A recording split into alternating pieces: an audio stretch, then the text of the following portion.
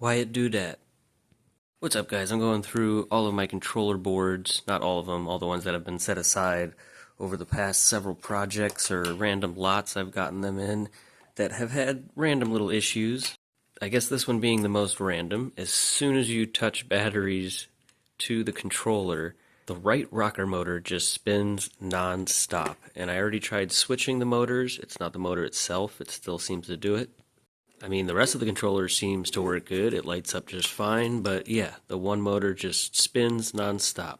Now, none of these boards appear to have any obvious cracks or corrosion or anything like that. They're a little bit dirty, but for the most part, all of these lit up. See, I've made some notes on some of these, which pretty much all say, okay, we just need to test them further. Put all these together into just a random shell. I've got a few different face plates. I think we'll just use those so we can tell them apart easily. And we just need to load up a game and try each one so I can see which ones I can just use for projects or which ones are going to need some work.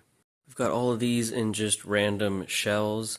We still left them labeled so that we know, even though they pretty much all work except for the one with the non-stop rocker motor. And then we have a known good working controller that we want to start with as kind of a baseline. And I just got this in the mail, so we'll be testing this guy out. This should be an RGH Falcon. And this one is for a client build, the all-white build. A couple all-white button and trim kits. We got some pearl white on this shell here with a window. We're going to have a double fan shroud, no DVD drive, cutouts. Kind of the normal thing, but completely white. So I'm very curious to eventually open this up and see what kind of GPU we got in there. But for now, we might as well test it out. While we're testing this stuff out, this should be a 500 gig hard drive, I believe. I don't know if anything's on it or not.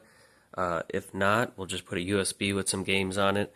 And normally I always pull up racing games, but sometimes drift might not be noticeable in a racing game as much versus like a sports game. So we'll probably pull up like FIFA and we can see if the player is trying to move it all on their own.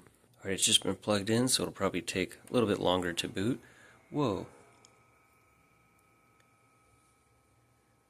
No idea there was a different color RF board on there. That's pretty cool.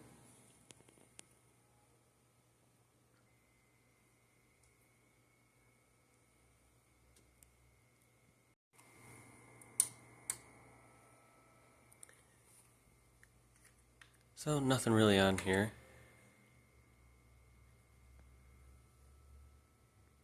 Just got this little flash drive plugged in for now. We'll worry about transferring games later.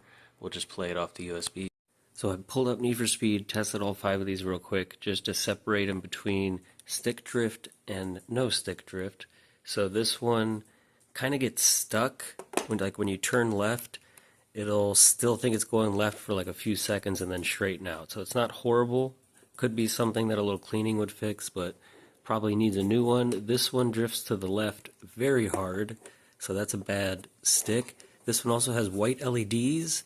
And I was going to say only 2 of the lights work diagonally, but now 3 of them work and 1 of them doesn't. So some issues there, probably with connections on the LEDs.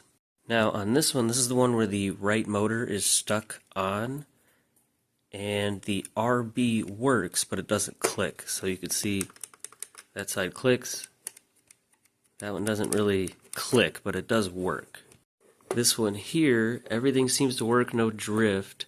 Everything clicks, rather, but the RB button and the start button just don't register.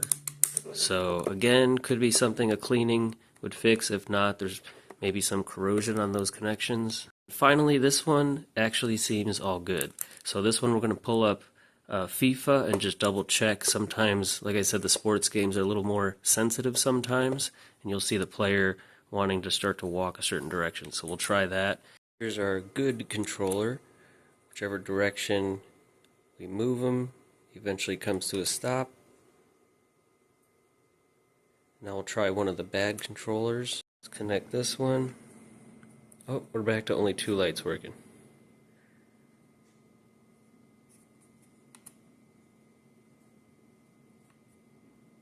Oh. Alright, let's see what our player does here.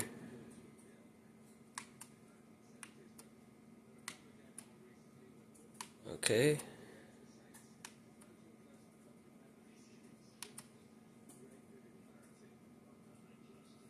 it seems fine. Alright, this one here also seems fine, I guess. I don't know what's going on. Let's ignore these for now, and at least we have this system in. We need to tear it down, check it out, and since it came with an all blue ring of light, that's what I was waiting on to finish the Skyline build. We can take that ring out, get that one finished up, and take a look at this one, see what kind of thermal paste we're working with, what kind of job they did on their RGH hard drive out. Don't think I actually checked if it was 500 gigs, but it has been opened, so we can double check that. Got the faceplate off, all the doors, everything are good on that one. It looks like this tracks with the service sticker on the back, having two different warranty seals on there. It looks like a BenQ drive. And yeah, let's take it the rest of the way apart. We got most of the shell off. I did get all the case screws out except for this one here. It immediately, you could tell it's broken off from the case. It's a little plastic part. So the top shell will come off, and then we'll have to put pliers on that broken piece so we can unscrew this. But I also noticed that these two screws are about halfway unscrewed on that side of the heatsink. The other ones look fine, but I'm hoping that the other piece on the other side connected to the heatsink didn't come loose, because that's a much bigger pain in the butt to get off. If there's a broken piece, we'll have to grab this, we can take the screw out. Everything else, I mean, it looks clean. There's a bit of cobweb dust going on around here, but the caps look good. Looks like we got an aluminum and a copper heat sink. And this is an RGH3, not a 1.2. Let's get the all blue RF board out. That's what I was waiting on for the Skyline, like I said. Alright, we built this one in a previous video, kind of put it all together to see what everything looked like and get the decals on there.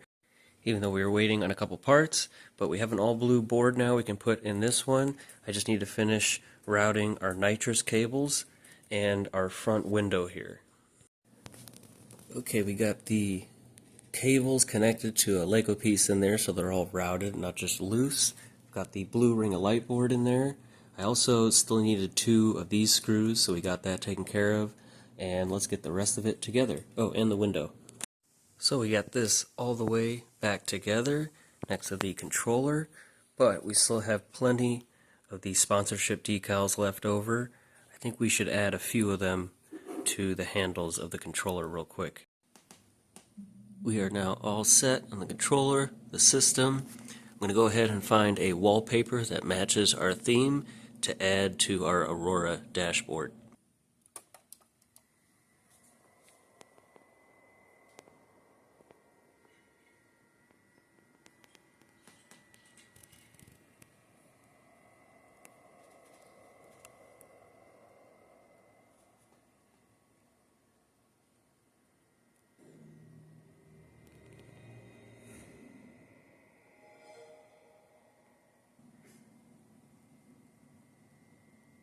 Got a random wallpaper on there. I think that matches pretty good. Anyway, this one is now all set. Let's go ahead and keep tearing apart that other Xbox we just got in. Alright, heat sinks are off. Got those wiped off. Got the face of the chips wiped off so we can kind of see.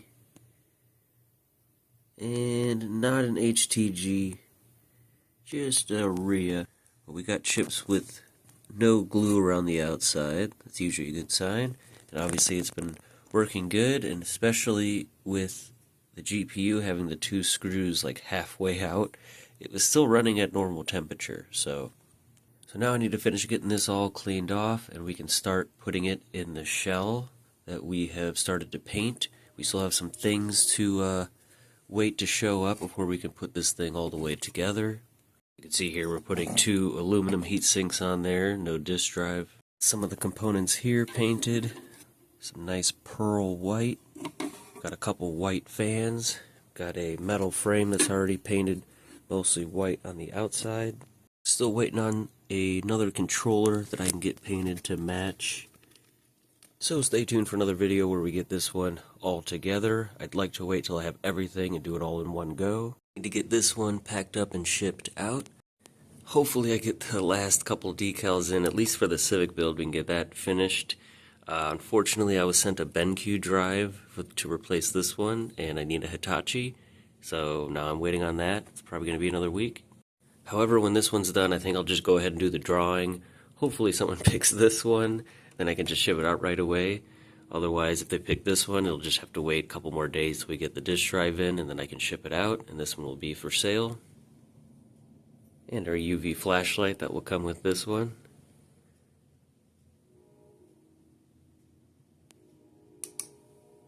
My liquid metal shell up for sale on eBay, and our clear XCM purple faceplate. And that's it. Thank you guys so much for watching. Don't forget to like, comment, or subscribe. Check out the link in the description to join the membership to have a chance to win either this one or this one, plus more stuff in the future. And that's it. See you guys in the next video.